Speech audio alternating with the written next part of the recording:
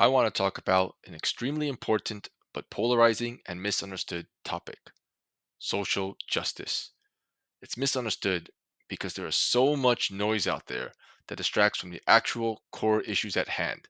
And the noise I'm referring to is all the different movements and the ideologies that get discussed ad nauseum by the media and on the surface might seem like they have the right intent, but ultimately can be counterproductive because they 1. Obfuscate the actual problem by turning what is an extremely nuanced and complex topic into an oversimplified binary issue.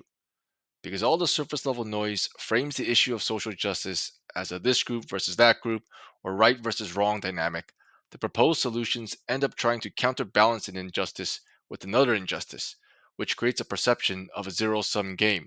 For example, affirmative action or DEI initiatives, which may be seen as unfairly benefiting one group at the expense of another. And as we all learned in grade school, two wrongs do not make a right. And two, they tend to serve individual interests rather than societal interest.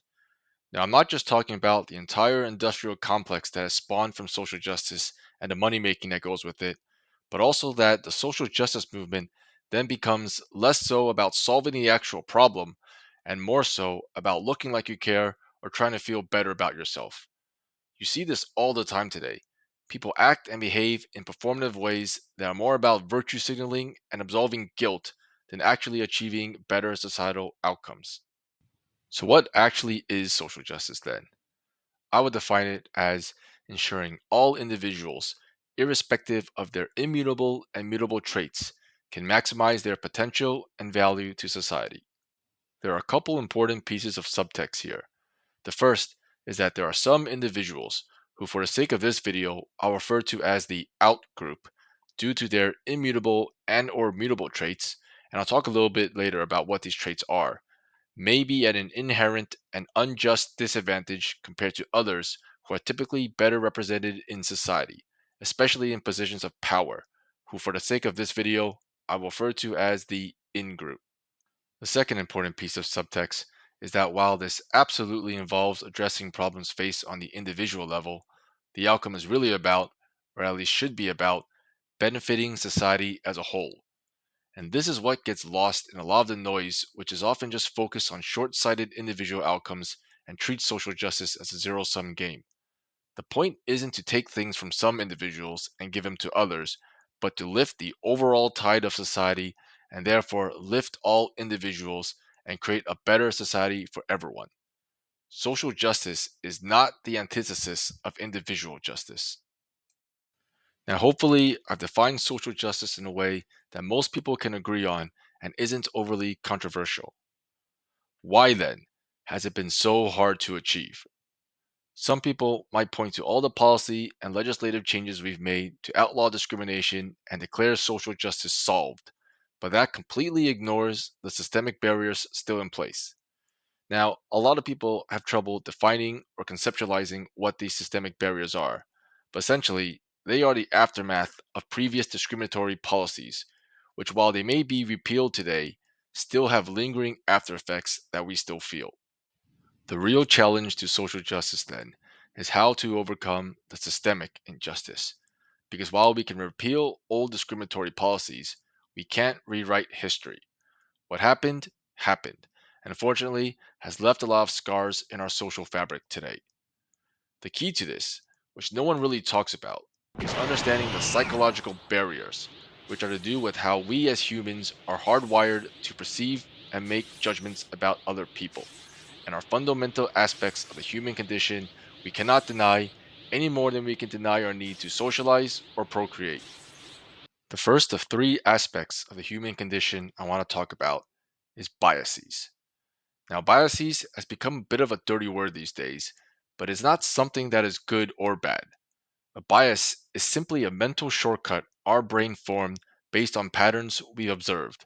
An emphasis on the word shortcut, meaning that while your biases will be correct a lot of times, otherwise you wouldn't have formed them in the first place, obviously there will be outliers and pattern breakers, and we can use our conscious mind to recognize this and essentially override our unconscious biases and prevent them from making poor judgments. And the whole point of understanding biases is not to deny we have them or feel bad for having them, but to not allow them to cloud our judgment or impair our decision making. Now, what kind of biases do our well meaning, mental shortcutting brains have? Well, biases can be formed based on both immutable and mutable traits of an individual. Immutable refers to those that generally cannot be changed. So that can be physical traits we're born with as a result of genetics, race and gender being an obvious example, or historical factors related to the actions of our ancestors, such as that related to colonialism, slavery, or immigration, or circumstances we were born into that we obviously can't change. Now, in the context of social justice, the way I've defined it, I think we can all agree that someone's immutable traits, traits that they have no control over, should not matter at all in their ability to maximize their potential and value to society. Mutable traits refer to those that generally can be changed, such as one's perspectives and beliefs. And this really is the whole benefit of diversity and inclusion, not just because it is the morally right thing to do, but to have diversity of thought and benefit from the unique perspectives and life experiences of those different from you. This is where mutable traits both do and do not matter, where they do matter in a sense that we may actually want to favor those who have beliefs and perspectives different from our own so as to promote creativity, innovation, and critical thinking, but they do not matter in a sense that we should not let our biases limit someone from maximizing their potential and value to society just because we don't agree with them, with differences in political or religious beliefs being an obvious example. So, if immutable and mutable traits don't really matter, then what does? Talent and values. Talent, in the sense that someone's potential is really a function of their talent. So, we want to make sure people are fully able to develop and nurture their talent to maximize their potential. And it will be an injustice to both the individual and society if biases towards a person's immutable or mutable traits prevented their talent from being recognized and their potential from being realized. On the flip side, it would also be an injustice if we elevated a person to a position beyond their talent level. And this is another failing of affirmative action and DEI initiatives, which essentially set lesser talented individuals up for failure and then reinforces the myth that they don't belong in those positions, completely undermining what the initiative was set out to accomplish. And values are essentially our underlying moral principles that guide our perspectives and beliefs, meaning they are a level deeper than beliefs. So, for example, let's say we have a common value of freedom, and in the context of mobility, there may be a group of people who believe that being able to drive and park their car everywhere provides that freedom, whereas another group might believe that alternative transport options such as cycling and public transport provides that freedom, since they no longer need to be dependent on driving and a slave to the car to get around. Now, these two groups might have wildly different beliefs, but as long as there is a shared value, which in this case is freedom of mobility, then there is room to work together towards a shared vision, because beliefs are generally mutable while values are not. Values are actually what matter and what we should be screening for, not beliefs. The second aspect of the human condition I want to talk about is tribalism, which is one of the strongest forces out there in terms of influencing our thinking and behavior. This stems from prehistoric times where social exclusion was literally a death sentence, as it was pretty much impossible to survive on your own out in the wild. Now, modern society has obviously evolved beyond that, but our brain wiring is still pretty much the same as it was in prehistoric times, and the need to belong and demonstrate loyalty to a group is so strong that it causes us to instinctually conform to those within our tribe and attack those outside of it.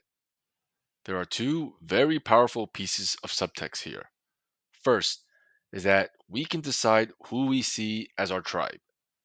A lot of times, it's very easy to default to our biases and form tribes based on immutable and mutable traits, but we have a lot more control over this than you might think. So, to take a sports example, there might be some players on your opposing teams that you normally see as the enemy, but if you're following the Olympics and these players are now on your national team, then all of a sudden you see them as part of your team. So, in the context of social justice, This is where you can decide to see others as part of your tribe based on things that actually matter, like values, rather than ones that don't matter, like immutable or mutable traits. Second is that people often just adopt the beliefs of their tribe rather than express their own, meaning that while beliefs may sometimes appear to be unchangeable, they are in fact mutable. But it's very hard to change someone's beliefs unless they feel you and them are part of the same tribe. But as long as you and them continue to see each other as opposing tribes, then trying to convince each other of your beliefs is about as effective as shouting at a brick wall. And finally, the third aspect of the human condition. Not only do we all desperately want to belong to a tribe, but we all care about our status within it. Within a tribe, there's always going to be people of higher and lower status, and status is something we all seek to gain and we all resist when it's being threatened. Now, this is an idea people really struggle with because one, people don't like to admit they're status conscious, and two, social justice gets misconstrued as everyone having the same social status, but that's simply not possible because of the way we are hardwired. Now, what defines someone's status is extremely nuanced and multifaceted and depends on the cultural context. But for example, in a capitalist country, wealth might be an obvious status indicator, and there's always going to be some people who are richer than others and therefore have higher status. But even in a society where everyone had the same net worth, people would just find another way to assign status. For example, virtue or victimhood might be how monks or those without much material wealth assign status. Again, we're all wired to care about status, and there's nothing inherently wrong with that. But where we do get into trouble is when we start to associate someone's social status with their immutable or mutable traits.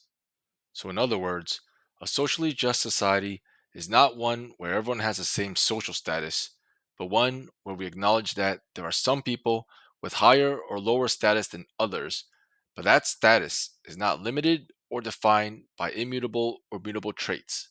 And notice how this is essentially a reframing of my earlier definition of social justice, where one's value to society is basically a euphemism for social status. Now then, how to actually achieve social justice. Once you filter out all the noise, take into account the human condition, and consider what individual traits really do and don't matter, then the real and actual solution can be boiled down as follows. For those in the outgroup, believe that everyone can achieve their potential, which doesn't sound like it's saying much until you drill into the subtext. Now, when I say believe, what I mean is that yes, you are at an inherent disadvantage and it is unjust, but it is up to you to develop and invest in yourself and demonstrate you have the talent and ability to excel and fulfill your potential. If you have the aptitude and drive, don't let you or anyone else tell you that you cannot achieve your goals. In other words, stand on merit, not victimhood. Otherwise, you'd just be perpetuating the system that has kept you down. The second bit of subtext around the word everyone is that you should adopt this view not just for yourself, but everyone else, because those in the outgroup are no less susceptible to biases and other aspects of the human condition as anyone else. And again, the issue of social justice is about society as a whole and bigger than any one individual. And the success of others in the outgroup will not only benefit society as a whole, but also change some of the biases and stereotypes people have, and therefore chip away at some of the injustices that might have kept you and others in the outgroup at a disadvantage. And for those in the in group, the real and actual solution is to proactively identify, amplify, and elevate talent of those in the outgroup. And to drill further into the subtext, the first is around the word proactive, meaning that yes, things like biases and tribalism are all part of how we're wired as human beings, and there's nothing wrong with that. But you can actively recognize when things like biases and tribalism may be causing talent in the outgroup to be overlooked. Remember, the whole point of understanding biases is not to try to deny we have them, but to not let them cloud our judgment or impair decision making. The second is around the words amplify and elevate, where the point is for those in the in group to be socially responsible with their relative position of power and privilege to elevate others and not just themselves. In other words, the intent should be to benefit and raise the social status of those in the outgroup, and not just to make yourself feel or look better. And if we truly live in a society that values social justice, then by lifting the social status of others, you are also lifting your own. So there's no need to feel threatened or treat it as a zero sum game. Because ultimately, social justice is about raising the overall tide of society to lift all individuals and removing barriers to allow all individuals, irrespective of their immutable or mutable traits, to maximize their potential and value to society. Now, I know this was quite a heavy topic and much heavier than some of my other videos, but I think it is an important one. If you made it this far, I'd be interested to know what you think, so let me know in the comments. Thanks for watching. See you next time.